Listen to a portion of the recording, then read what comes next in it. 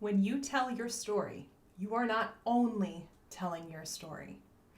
Now, I know that's an unexpected thing for me to say because I am a huge advocate of writing your memoir so that you can claim and take total ownership and power over your own story, your narrative, all the things that have happened to you, and all the ways that you have overcome them. But the simple fact is that anytime you're writing a memoir, you are going to be bringing people you love into the story. And that means you're going to have to talk to them about what you're doing. So today, let's talk about how to talk to your family when you're writing a memoir. You want to know the biggest reason that first-time memoirists fail to finish their book? Is they don't have a plan. And that is why my team at Page and Podium has put together an absolutely free resource called the Memoir Method Checklist. It is going to take you all the way through from that very first seed of an idea all the way to when you get to hold that beautiful book in your hands. You can download this resource right now at pageandpodium.com/checklist and get started making your plan so you can be sure you're one of the lucky ones that finishes and holds that book. Happy writing. This is one of the most common concerns that I hear from people, especially as we round the corner of the midpoint of their memoir and head into that last half. A lot of times at that point, a book that was just an idea, just something that they might do, starts to become a real live thing. And suddenly, brand new authors are faced with this realization that the things that they have written, while true for them, could be hurtful or upsetting or even just uncomfortable for the people that they love and care about and admire. Not to mention the people that we don't love and care about and admire so much, but that's another episode. So I want to give you 6 tried and true tips for speaking with your family and your friends as you're working through your memoir. I'm going to give you some examples as I go about how I have seen some of our clients go about this and how it's gone for them. But remember that everyone's family, everyone's friends are going to be different. And in fact, even your relationship with the individual people that you have mentioned in your memoir, it's going to be different from person to person.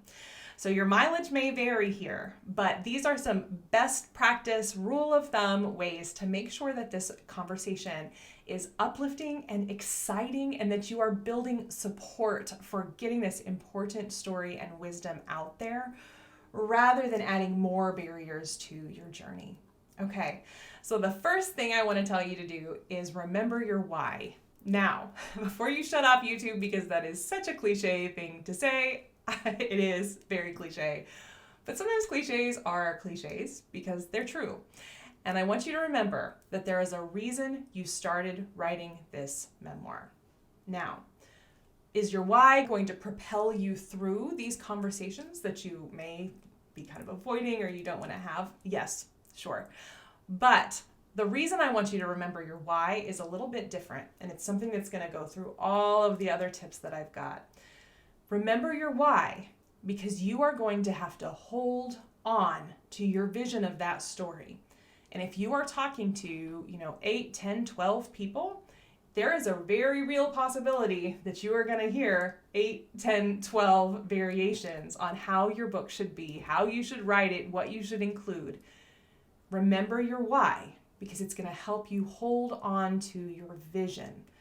So if your vision was that you wanted to tell the story of the failures that you experienced in your business and then how you rounded the corner, how you brought things back to center, how you remembered who you were, how you stood strong in your belief that that business was what you were meant to do. If that's what you're trying to communicate, think how many people that can help. I think of Howard Schultz's memoir, one of my very favorites, called Onward.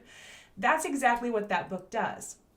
Now, if he was going to talk to all of the other people on the board, all of the other executives that he was working with at Starbucks as he was pulling that business, forward and upward and onward, I think they would have had different perspectives, right? They would have had different ways that they thought he should have told that story. And that makes sense. We all experience things just a little bit differently. But what he knew he wanted to do was help people see that there is always a pathway forward, no matter how many times you mess up. And that meant he had to talk about the times he messed up. And anytime you're talking about in a business the times you messed up, other people probably messed up too. So I am sure that there were people that wished he would have left pieces of that story out, because he knew that the key to helping the people he wanted to help was to be 100% honest about how he got the company where it was. He had to hold on to that why, because he could not let people talk him out of being totally open, totally honest, and totally vulnerable. So the first thing I want you to do is remember your why. Now, most people that I work with, most people that come to Page and Podium to have their book written, to be coached, to publish, most of those folks, really their why is that they want to help other people. Now, they want to stand in their power, they want to get their story out. That stuff's important too, right? But really at their core, they know that publishing a book, writing a book, getting through this really hard process is going to be worth it, because they will be able to use what happened to them to help other people survive and thrive after they go through that same thing. If that is you, I just want you to keep that so close to your heart, because as you're having these conversations, it's going to matter so much why you're doing it. You're going to be able to counter, if people have the wrong why. If people say like, well, you are just writing this to get back at me for that time I stole your toy in 3rd grade, or whatever it might be. You are going to have a why that is so close to who you are and your ultimate life's purpose that anything anyone says is going to just bounce right off of you eventually. It'll bounce right off of you because you know where you're headed and you know why you're headed there. Second, and this is another reason, by the way, that your why is going to matter so much. One thing that you might want to consider as you're speaking with family about your memoir is whether they might want to join you in the process of promotion. Now, I think this is such a cool idea, and it's something that I have encouraged a lot of people to do throughout the years. But one story that I want to share with you is our author, Victor James Hill. His excellent book, The Ignorant Man's Son, is available wherever you buy books. And what Victor had done, the story he was telling in this book, is he was talking about all of these social programs that he had created. Now, part of the reason that he created those social programs was that his sister had been addicted to crack cocaine. So when we got to the point where we were going to be putting this book out into the world, and everyone could read this, so not just strangers on the internet, but people who knew his sister Shelley, people who knew him, they were going to learn about these stories that were very, very painful for him and for Shelley, and that were frankly kind of embarrassing. They are the kinds of things that when they happen to us, we really don't want anyone to know, right? Addiction is like that. A lot of times we really would try to hide that as much as we can. So what he and I talked about was how he could bring Shelley into his why. And one of the things he really wanted to do was to show, especially Black men and boys, but all kinds of people, that there is a way that you can move your life forward even after you have so deeply messed up. And Victor himself, he had messed up in some pretty big ways. So had Shelley, so had his other sister, but all of them were okay. All of them came out of it stronger than they had been. And that's what he wanted to share. So what he said when he sat down with Shelley was he said, think of how many people we can help. Think of how you can join me in promoting this book. You can tell your story through me telling my story. And that was so moving to her, that was so touching to her, that she put her full endorsement, her full weight behind that book. And that is why you have to know your why, but you also have to think about, where do other people in your book fit into that why? And the second tip I want to give you, I want you to invite them to join you. How could those people in your book become not, somebody you've got to sneak past as you're writing your memoir, but the absolute biggest, most amazing promoters of you and your book and their own story? How can you make this a partnership instead of a dividing line that's going to separate you?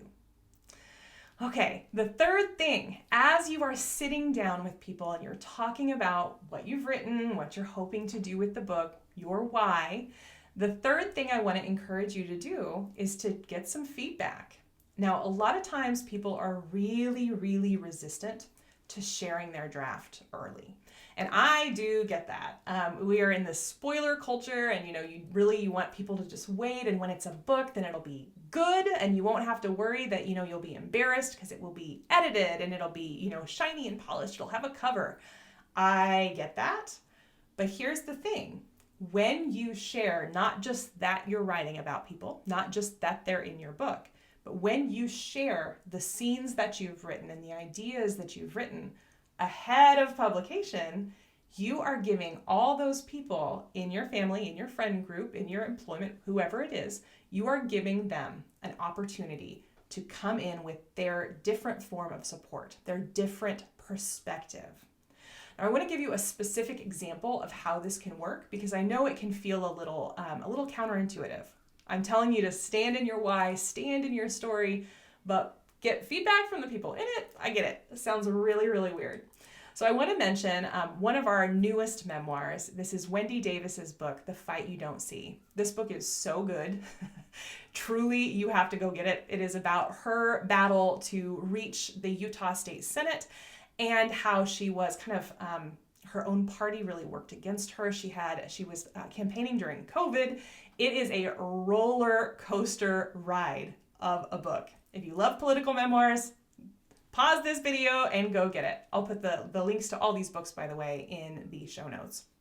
Okay, the reason I want to bring up Wendy is that as Wendy was coming close to publishing, she really never even questioned that she wanted to talk to the people in her book. Now, part of that was that although I wouldn't really call this an expose, there is a little bit of an expose piece here where she is sharing the behind the scenes. She's pulling the curtain back and inviting people into a real live political campaign. When you are writing any kind of an expose, it's really important that you get the facts right. So what she did was she went through the book and she, kind of dog-eared or made notes of every page that had someone else on it. She was very particular, scenes in particular, she really wanted to, capture and share.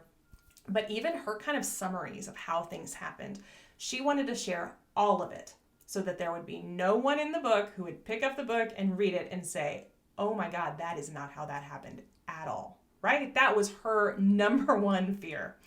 So what she did was she took we put the book into a PDF for her so it looked really nice, and then she shared just the pages that were relevant to different people. So there were some people who were just on one page. There were some people who, whole chapters were really surrounding them. And either she emailed them the PDF, or in some cases, she actually read the story to them because she wanted them to hear it in her voice. Now, she got great feedback from this. For the most part, everybody was really excited. People said, oh my gosh, this is so good. There weren't really any objections. But there was one person who said, let me give you a little more context. Now, this person was a behind-the-scenes government worker.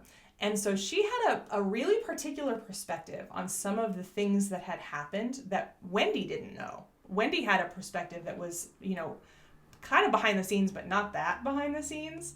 And now this person that she was talking to said, please don't print any of this, but I just want to share it with you. What you've written is right, but I want you to know this context so that as you're talking about it, as you're kind of thinking about the book as a whole, I just think it's important that you know this extra sliver that happened out of your sight. How valuable, right? So now, as Wendy is promoting that book, she has that bit of context. She can answer questions in Q&A so much better. She can bring some of that context into interviews, and also just she knows it, And part of the purpose of writing your memoir is really to get a much clearer sense, a much stronger sense of what happened to you, what you did in response, and why all of that matters. So having that context is a precious gift. Since you're going to remember your why, remember that was number 1, you are not going to be swayed by this. And in fact, Wendy did not really make any changes because of that extra info. She didn't need to. What she had written was correct. There was just a little more piece that she could learn that could build on her understanding of the story. That's what you want to do too. Don't let yourself be swayed, but let yourself be open to the feedback that other people can share. Okay, my next tip, number 4, even though we've been talking about how this kind of fear of speaking with your family, it often won't come up until near the end. That was true of Victor, it was true of Wendy. I want to encourage you to rip the Band-Aid off. From the very beginning, when you very first start your memoir, maybe you're, chapter 1, 2, 3, I would recommend that you start talking to friends and family about your memoir project right now. That can be as simple as posts on social media. A lot of people like that hashtag #writing. So when you sit down, you're working, you can hashtag it #writing just to give people a heads up. You can bring it up at a family dinner, or, you could text and say, hey, I am starting a memoir. I'm so excited. I think you're going to be part of it. It's going to be great. What you are doing here is something called persuasion. And what persuasion is just laying the groundwork so that when you get to this point later where you're sitting down and talking with people, they at least already knew that you were doing a memoir, right? They can process that idea. They can process their fears. They can ask you any questions. They can, say, oh, okay, please don't include the thing when XYZ happened.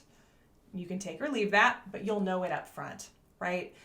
So if you can be really upfront with people, you are going to have such a better chance of bringing them along, of having them join you in the promotional efforts and having them share what their feelings are and their stories are. And that is so, so, so important. So don't put this off. I see so many people who keep their memoir a secret. And I get it. If it's a secret and you don't follow through, no one can ever call you on that, right? And that is actually another reason that you really need to tell people. You'll get that accountability, but most important, you will make sure you don't jump out and surprise anybody with this thing that could actually be kind of upsetting for them. So, rip the Band-Aid off. Early in your writing process, I really encourage you to sit down with your friends and family and really make sure that you have communicated why you're doing this, what their role will be, and that you have the best intentions toward them. Okay, then my final kind of big mindset tip here is that I want you to remember that memory is fallible. As you're talking with other people, they very well might remember events differently than you do. And this really comes into play if you're sharing scenes or, really describing what you're writing about. But it's important to know anyway, because this is stuff that can also come up after the fact.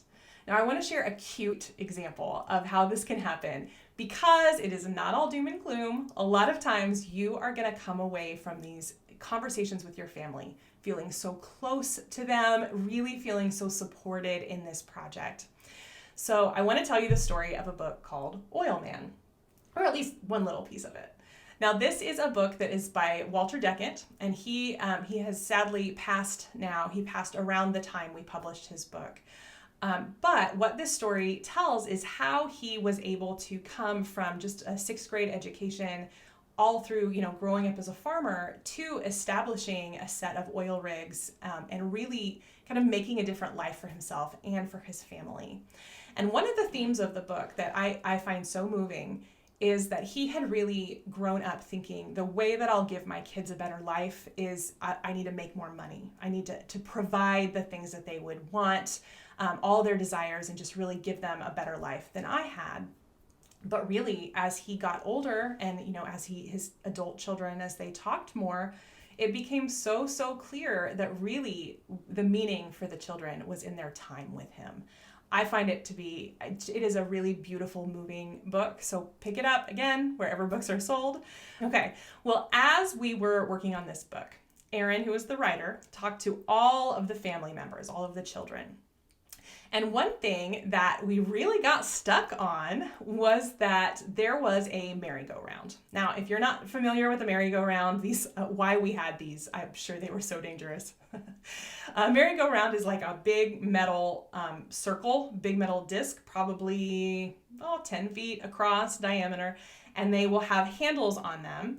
And then when you're a kid, you can sit on the disc, and then people can run and pull the handle, and it'll spin. It has like an axis in the middle, so it'll spin, and you get dizzy, barf sometimes. I don't.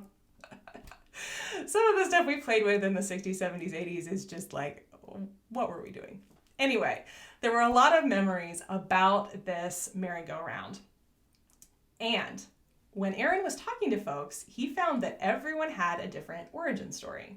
So Walter thought that, or remembered, that he had gotten this merry-go-round. He bought it from like kind of a scrap, a cast-off business that had, different things that you could, just kind of random stuff you could buy. He bought that for the kids, brought it home, installed it, easy peasy. Well, Walter's son, his eldest son, Steve, really felt so certain that Walter had built that merry-go-round and like welded it, made it from scratch, from scrap metal. And then the girls, like, they really weren't even really sure, but they felt certain that it had just always been there. Okay, so this ended up, I think this is so cute. This ended up being kind of a fight. I say fight, it was all in love, but kind of a fight where we ended up having to basically adjudicate this disagreement. And what we will always say when we're ghostwriting is it is the author's story. So we went with Walter's account. I believe that is the right thing to do. And, Steve laughs about it still, Walter's son. It's a funny story. I'm glad it happened. It really helped kind of show some of the color and the character of this family. But I bring this up because our memories are always only our perspective, and they're fallible. So every time you remember some memory, something that happened to you, we know from science, from psych science, that we are reinventing that memory every time we remember it. So when you get to be, Walter was in his 90s. When you get to be in your 90s, you have thought of these stories a lot of times, right? You have written and rewritten them. So others may have a different perspective than you do. That does not mean that they are wrong. It doesn't mean that you are wrong. Sometimes we just remember things differently. What I would say is if you find this to be true, whether it's kind of a cute little thing or whether it's something that's a little bit heavier, maybe more serious, what you need to ask yourself is, am I being true here? Does what I have written ring true for me?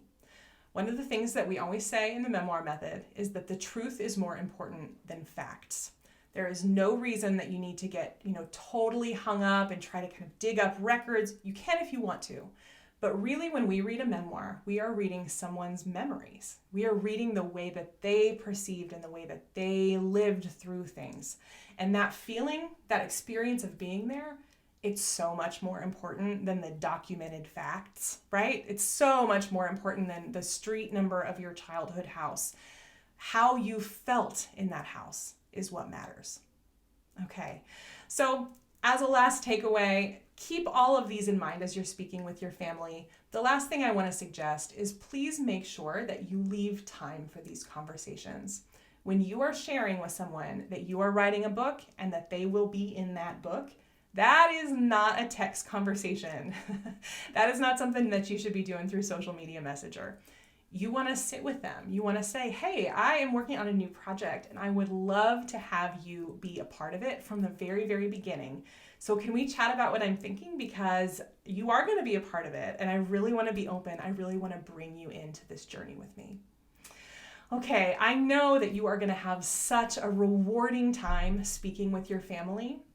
And I know that the times that don't go as well, the times where you have some conflict or where someone gets angry, you're going to be okay. You'll handle that. You're working on a memoir, so you are doing all kinds of self-reflection. And we know you'll get through this. All right. Do not let your fear of speaking with your family and your friends derail your memoir dreams. You can do this. Happy writing. Stay tuned for an announcement. Writing your memoir can be one of the most rewarding, fulfilling, beneficial tasks that you can take on in this lifetime. But unfortunately, it can also be kind of a slog, especially if you don't know how to plan your time. And that is why my team has put together an absolutely free resource called the Memoir Method Checklist. This checklist is going to take you through every single step you need from that very first seed of an idea all the way through publishing that book and holding it in your hands.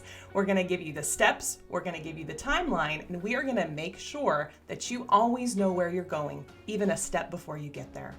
You can download this resource for free at pageandpodium.com/checklist. And once you do, let me know what you think. I would love to hear from you, hear about your book, and hear about how your writing is going.